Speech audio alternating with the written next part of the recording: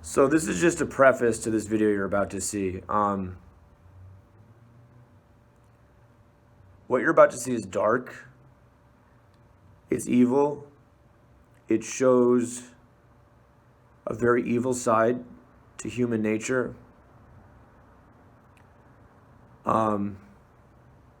It's weird. It's disturbing. I still don't know how to make of what happened to me.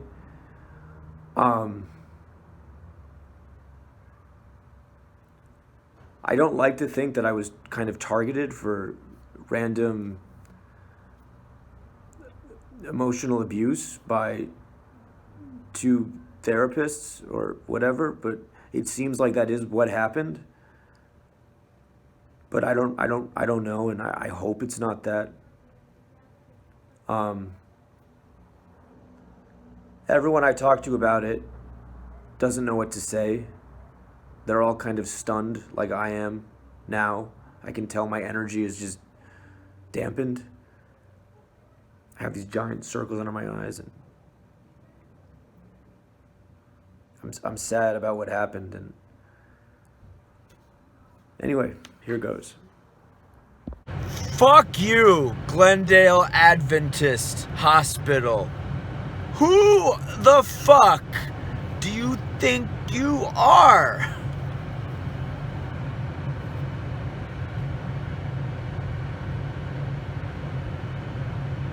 All right, this is what happened yet again. Let's do it, baby. Let's fucking roll.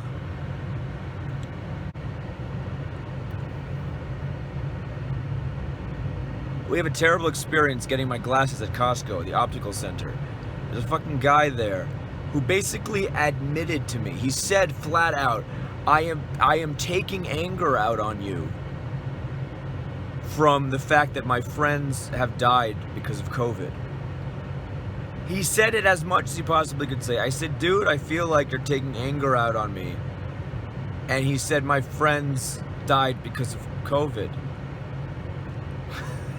So he just says he's taking anger out on his fucking customers. So after this, we go... Okay, actually, that's not exactly how it happened, okay? First, I said, are you taking anger out on me from COVID? Something's wrong with you. He goes, no, I'm happy. And I go, you're happy? How can you be happy the way the world is right now? You're happy? That doesn't make any sense. And then he says the real feeling, which is that I have, friends who have died because of COVID. And I go, look, dude, I have my grandmother who died, but I don't go taking it out on people at my workplace. So this happens, we go back to the car, me and by the way, the new haircut's pretty cool. This is not cool. It used to be like a fucking spike when I first got it, but now I just look bald. But anyway, we go to the car and starts being a little weird, but nothing justifies the words that come out of my mouth yet, which are, if you do anything else, I'm going to murder you. And I really believed it and felt it. So the next thing I said was, you need to get out of the car, take an Uber, go home. I'll pay for the Uber. I gotta drive around LA and figure out what I'm gonna do now that I feel like I'm having actual murderous thoughts towards you. So I did, and then I went to Cedars-Sinai emergency room and I said this to them, and they said, that's great that you came in here. Good. You at least have that insight. So they put me into a bed, and they get me to a place in Van Nuys called SoCal Van Nuys, which is like a hospitalization place. And one night later, I'm talking to my mother on the phone, and a random guy comes and punches me in the face. I swear to God, I'm not making this shit up. I swear to God this happened. Again, you gotta watch my other shit's videos, but he punches me in the face! Again, I get fucking punched. Now, it's not multiple punches, fortunately. It's just one punch to the cheek. The bruise, you can see it a little bit. It's not really as... Yeah, whatever. So, I fall down. He immediately gets restrained and put into a room with 6 security guards. I can't fight through 6 security guards. But I go, you fucking coward! You coward! And I said coward like 6 times. You fucking blindside me? Fight me like a fucking man if you're gonna fight me. You're just gonna fucking go up to me when I don't even know and blindside me? You coward. I'm not making this fucking shit up. So I'm there for anger problems, so I can't stay there if I have these thoughts, not thoughts, but I can't stay here with these murderous thoughts if there's gonna be a guy punching me in the face. It's for an anger problem, he's punching me in the face. I gotta get the fuck out of there. Now this is a voluntary clinic, so you'd think I should just be able to go, but no. It takes 12 hours till I can finally get out the door. My phone's dead, I gotta call a relative to pick me up. And they say, unfortunately, in the lobby, there is no charge port. So you have to go out into the back in the alley, in the sketchy alley in Van Nuys during COVID and plug your phone.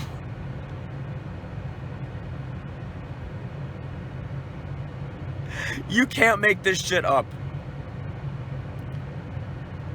They're sending crazy people into a back alley in Van Nuys during the pandemic to charge their phone. But okay, whatever. So I charge my phone. I don't go there. I go to a place. I'm not going in a fucking back alley in Van Nuys during fucking the zombie apocalypse. That's fucking coronavirus and Donald Trump not, being too much of a coward to give his fucking his concession speech or whatever. I'm not going back there. So I plug my phone in. My uncle picks me up. We go out to eat, and my uncle goes, Glendale Adventist is a really good hospital, from what my friends have said. So we go to Glendale Adventist, and we're there, and they actually have a psych ward in the building. They take me upstairs. Everything seems good. First couple days. Then things get weird, and they get weird very fucking quick. My social worker is immediately personality clash. Her name is Blue, by the way. Maybe because she, blows a lot of, dudes. I don't know. And, or maybe some patients. But anyway, she says, Ben, your psychiatrist calls me and he says you're thinking about going to this other, like 2-week place after this. And I said, I want to go to a 2-week place after this. I don't just want to go here and then go back to my apartment with these homicidal thoughts that I've been having. But I didn't recommend this to my psychiatrist because I don't even know this place. We don't have access to a cell phone or computers. I can't do research. So then later she brings in the phone. We do a 3-way phone call with my psychiatrist, who swears that I called him and said that there's this place, which I didn't say. But of course, I'm crazy, right? So I look like it's my fault. Eventually he says he thinks he made a mistake. So I say, yeah, I'm happy you said that. That's cleared up. But then I look at Blue after we've hung up with my psychiatrist, and she almost looks like she's about to cry. And I don't know for certain, but it looks like it. So I go, fuck, have I made this poor woman cry who's just doing her job? So then I call my mother up on the phone, and we talk. Oh, no, excuse me. Before that, I want to get in touch with Blue about this thing. Why, in the morning, she was like, great, go to this other place. And then in the afternoon, she was like, don't go to this other place. So I wanted to clear that up with her. But then she doesn't come out, and another nurse comes to me and says, Blue doesn't want to talk to you, Ben, specifically. So, okay, this is the beginning of the weirdness. So, about 4 hours go by, we're eating dinner. Blue storms into the room, the social worker, pulls me aside and goes, you told the staff that I was crying. You told them this. You can't tell them this. You told the staff that I was crying. And I go, no. And then she goes, you told them. And I go, no. And she goes, you told them. And I go, no. And she goes, you told them. And I go, look, I quoted an Alanis Morissette song here. I said, you're not letting me, you gotta listen for all the information before you turn me away. Good song, by the way. Anyway, but that's what I said to her. And she said, okay. Then she crosses her arms and she's like listening but not listening, right? And I'm like, look, I said to people, I thought I might have seen a tear in your eye. I'm not sure. I never said to other people, you're 100% crying. She's like, yeah, and leaves. So this is a mental health professional who is taking something that a psychiatric patient says personally and being unprofessional about it. yeah. When someone does that, the yeah, that's like the sign that that originally they were just looking for a fight. And that's why they even messed with you. Like, it's like they have planned it. They have orchestrated it. And now, no matter what you say, they're just going to be like... So, anyway. Then, a few hours later, the psychiatrist stops by. Now, the psychiatrist and the social worker, they're like gods in this place. If you piss them off, you're fucked. So the psychiatrist pulls me aside, whose name is Dr. Khalida. Yeah, fuck you, Dr. Khalida. That's to you. She put me on a new medicine a few days ago and it was helping. But this time she talks to me for 15 minutes and doesn't say one single thing about medication, which is her job. Instead of doing her job, she decides to go, Ben, you're writing all these grievance reports. Why are you writing these grievance reports? Which I wrote like 3 or 4 about various things. Because someone told me you should, if you can't get it out of your head, just write a grievance report. Don't write these grievance reports! And I'm like, don't write these grievance reports! And she gives me all these like really mean eye gestures like this, like...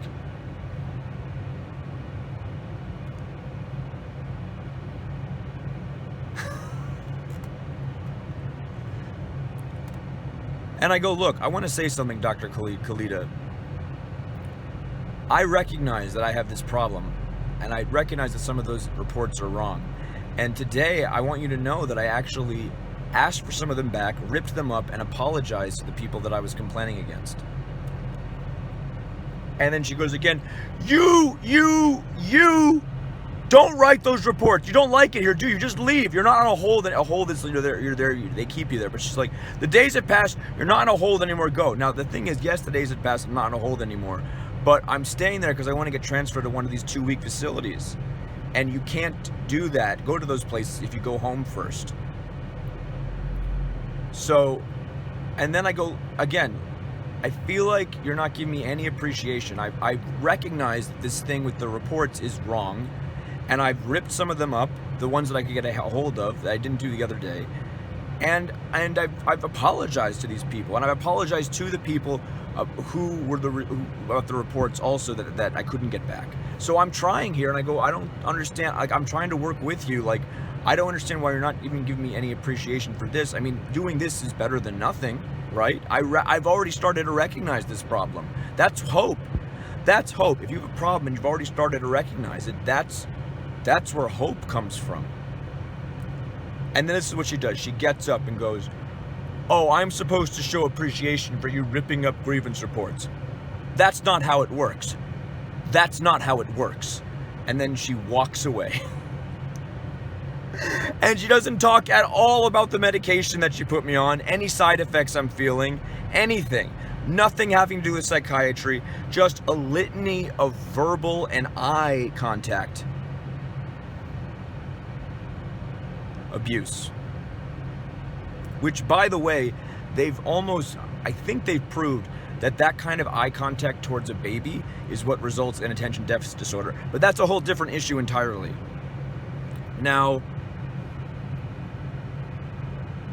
these 2 very weird things have happened. Clearly, I'm not up on these people's lists of people they like.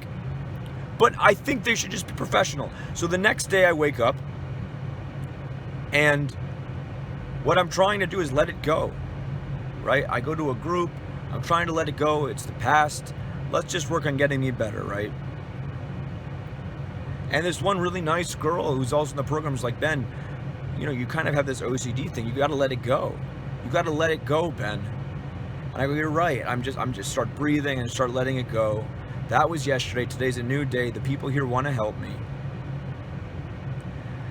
So I try calling Blue again because I need to talk to her about the actual place I'm going to get transferred to. We still haven't figured this out yet. She doesn't respond. I call 4 other times. I ask somebody else where she is. She's not responding.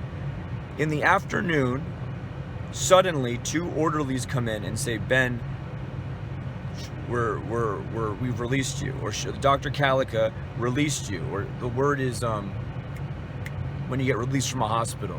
I forget the word. It starts with an R. But she's going, you've been released. And I go, what? I'm still having these, like, thoughts. the homicidal thing. I'm literally afraid I'm going to go back home with and have some kind of impulsive anger that's going to result very badly for her and for me, and I'm scared. You can't release me, right? You can't release me if I'm a threat to others, threat to myself, or if it seems like I'm incapable of running my own life. That's the law. You can't just release me. And they said, yeah, Dr. Calica signed. And I said, why? And they said, no, she just signed. There's no reason why.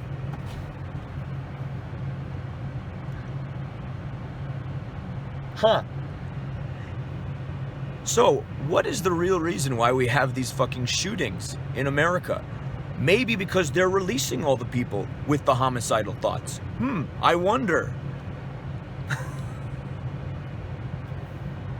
Now, don't worry, okay? My mother has very graciously and lovingly paid to go stay in a hotel for the next few days as I figures things out. So I'm in this place alone.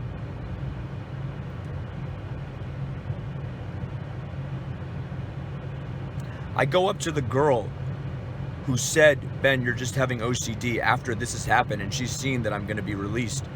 And she looks at me like this. And this is how literally everyone there is looking at me, because I've gotten on very well with the patients there. They all like me, and I like them. And they're all looking at me. She's looking at me, they're all looking at me like this, like this look of, we've never quite seen abuse on this level. We've never seen it before. And she's like, she had no idea what to say or do to me. And ultimately, unfortunately, even if I was having OCD thoughts earlier, I knew this was fucking going to happen. Why do you have OCD? Like, because there's been situations like this where everyone just is fucking against you and you're vilified, and to no fault of your own. But you're fucking being vilified.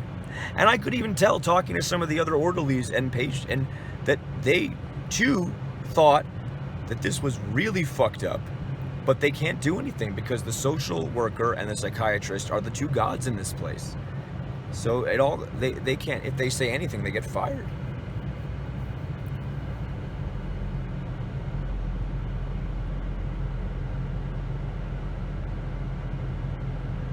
The statement that my psychiatrist says, Dr. Fuck Kalika, she goes, I'm supposed to appreciate you ripping up grievances. That's not how it works. That's not how it works. When it is how it works, because at least then I'm recognizing my problem and I'm already working on it. That doesn't work means she got shit from higher ups, from the 4 that I wrote. And she's just taking it out on me. And she's not telling me that. That's obviously what happened, right? And I feel bad about that. But I have a right to write grievance reports. But it's I can't go into the video is almost 20 minutes. I can't go into an hour-long thing about each of the grievance reports, which I was completely justified in writing. What else happened? So they kicked me out. They're very rude to me as they kick me out. This guy's staring at me, an orderly is staring at me, trying to intimidate me. I have to just ignore him. They kick me out. One of the patients says to me, Ben, you have to say you're suicidal. You can't say you're just homicidal thoughts. If you tell them right now you're suicidal, you won't get kicked out. And I thought about it. I thought about lying. Because the thing is, I get suicidal when I feel like each day is bad. So if tomorrow is bad, also, that's when the suicidal comes back. But I didn't want to lie. I didn't want to lie and say I'm suicidal when that's not the main problem. But he's probably right. Oh, shit. Well, that's what happens when you don't have when you lose your grip on the phone. But anyway, I was going to say when you don't have the iPhone 12 Pro, but that has nothing to do with your ability to hold the phone straight or hold the phone. Anyway, so when she says that's not how it works, she's completely, invalidating my own efforts to fix my problem, which is with the writing the thoughts, the writing the complaints down, which I had done. Wow, my ears really stick out with the hair like this. I look like fucking Gus from Breaking Bad, Ehrmantraut. His ears stuck out too. Anyway, after I get kicked out, I call lawyers. Nobody can help me. Till 5. Then I arranged this thing with with my mother where she's paying for to stay somewhere. Because she isn't safe if she's home with me. I'm still fucked up in the head. But they just don't like me. They don't know how to be professional. Maybe they just don't like my voice. They don't like how my voice sounds like I'm an arrogant prick, but I can't control how my voice sounds. It's not my fault. It's also not my fault that my ears stick out and I have scoliosis and I'm balding and I'm a white guy in California trying to be an actor when they're only hiring ethnic people. That's not my fault. And I'm not racist. It's just the truth. What else? Yeah, that's like it. I mean, it's fucking crazy. Okay, obvious cut. I've been talking to my psychiatrist that I've had for the past few years now and other people, and there's one detail about this whole thing which just proves these people at this hospital are fucking crazy that I have to say. My room's a mess, but whatever. This is what I'm trying to say. There's one thing. Throughout the whole week, both the social worker and the psychiatrist were giving me very mixed opinions about going to this one treatment center afterwards. At various times they said, you should go there. At various times they said, it's not a very good place. The last time I talked to my psychiatrist, she outright said at the very end, talked to her in a psychiatrist patient way, not the time where she was just venting. One of the last things she said to me was, Ben, it's not a very good place. And I'm telling you this because on the discharge form, when they released me, I think it still is illegal for them to release me if I'm a threat to myself, threat to others, or I can't take care of my life, like I said earlier. But they put on the form after that he's not following our instructions. And then what they put is specifically, because I was taking my medications, that I'm not following the instructions because they're telling me to go to this place that is helpful, and I'm saying I don't want to go there. And they like I said, they were wishy-washy. The last things I said to the psychiatrist said to me was, that's a bad place. You know, she said, don't go there. You know, it's two women who are having a bad day and they see me being compassionate and they go, fuck this guy. So, I mean, what am I gonna do? I was the most compassionate person to all the fucking people there who were less fortunate than me. There was this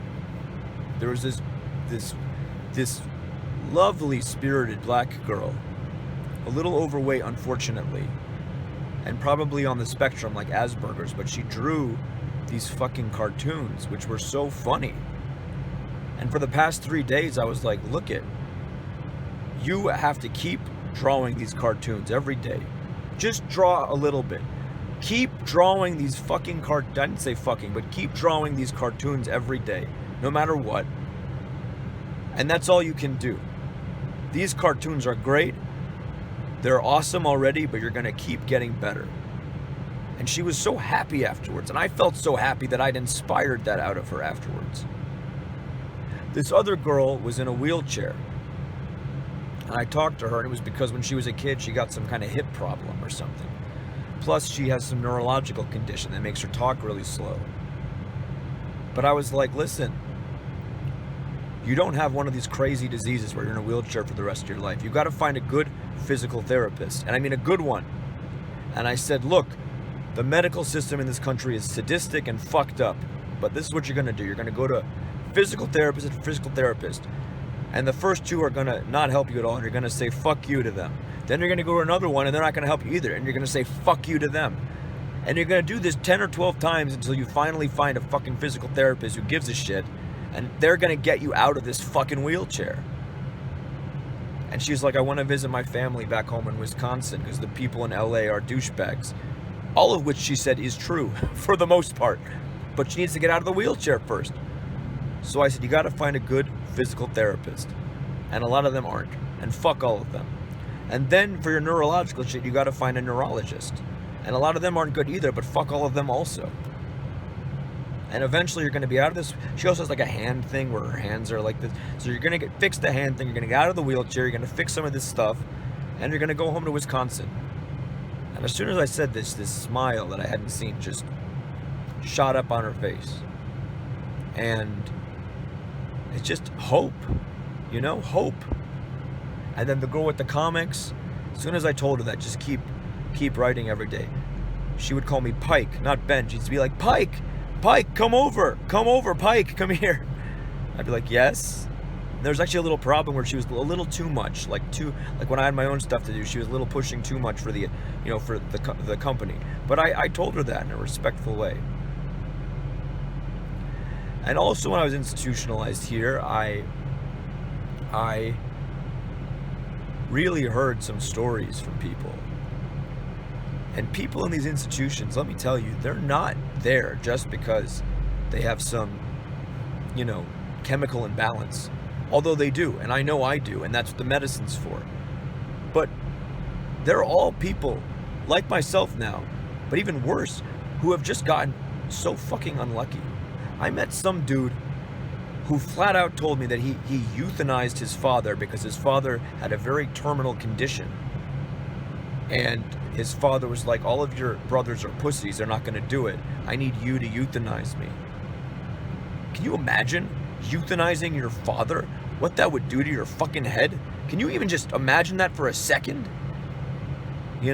That's gonna fuck anyone up. If you don't go to a mental institution after that, you're fucked up in the head already. That's insane. That is fucking crazy. I met another dude who has a very distinct memory of his father coming on his face. Of course you're gonna go to a mental institution for that shit. It's just a lot of fucking unlucky people. I mean, can you imagine that? You have this memory in your fucking brain of your fucking father ejaculating over your face? What the fuck?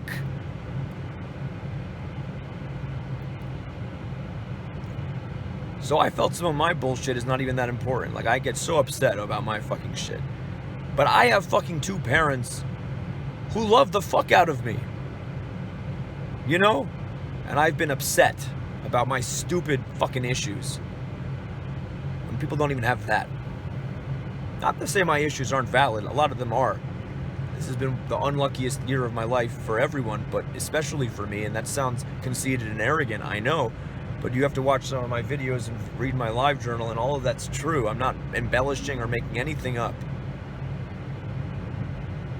And I feel so much guilt for this. I even feel guilt right now. I go, you have to be embellishing a little bit, Ben, but I'm really not. Maybe the occasional uppercase all uppercase letters, but I don't know. People just on drugs, shooting up meth. Did you know you can shoot up meth? Not just fucking snort it or smoke. Oh, fuck. I hope now no one's gonna watch this and then try that shit. That's awful. Fuck, dude. The guy that euthanized his father, can you imagine what that would do to somebody? Jesus Christ.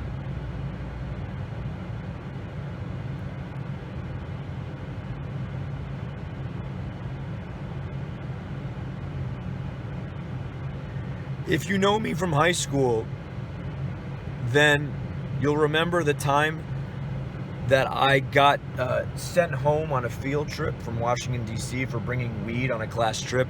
But this was like the 2000s when weed was still like looked down upon, especially at a private school, like private high school like I went to. And I was suspended from school for the last couple months. I had to take all my tests at home. It felt a little bit like that. Being called out in front of all these people. The difference, though, was that this time I could see the other patients and I could see a lot of the orderlies, and I could see in their eyes they're just going, Ben, let's just put up with these assholes for a second. We know you don't deserve this. We know they're assholes. They've done this before. Unfortunately, Ben, you're in a situation where you're at a psychiatric facility and anyone would be fucked in your shoes right now, and let's just do this as smoothly as possible. Maybe you can sue them later. Like, that's what I felt from everyone. And then what's really fucked up is that afterwards, Blue came up to me. This is the only time I even saw Blue the whole day, because she'd been hiding from me, apparently. And she gives me this test. She's like, what day it is, what day of the week it is, what year it is. She goes, I'm going to say 3 numbers, 3, 6, 2, and in 1 minute I want you to repeat them. And then she asked me again, and I couldn't remember because I feel so pressured. And I've never had this test when I've left other psychiatric institutions in the past, although I guess they do this. So I thought this was some other weird way of like fucking with me, or like maybe they're trying to prove that my memory isn't good so that when I sue them later, they can be like, his memory is not good, something like that. It was just creepy. How can you be a professional if you take things this personally from guests? I mean, not guests, from patients. And there are guys who are just fucking outright, like I say fuck a lot in these videos, but there's guys who are just like swearing at people outright. Fuck you, fuck this! And obviously punching people. And these people, they don't say you have an issue. But me, they say, it's just unbelievable. It's unbelievable how bad I was just treated. What with the punch in the face from the first place, and then this ganging up on me by the social worker and the psychiatrist. I don't understand. They just don't like me and they're on a power trip, I guess. But how do you do that? I mean, you take things that personally and you work in a psychiatric facility? What? And I had already ripped up some of these grievance forms and had apologized for doing that, and no credit for that. And that's like the worst thing of Dr. Kalika. She goes, I'm supposed to be appreciative of you ripping up grievance reports. That's not how it works. That's not how it works. And then no actual treatment on top, no actual psychiatrist session, just her bitching at me and making mean-spirited eye movements. What?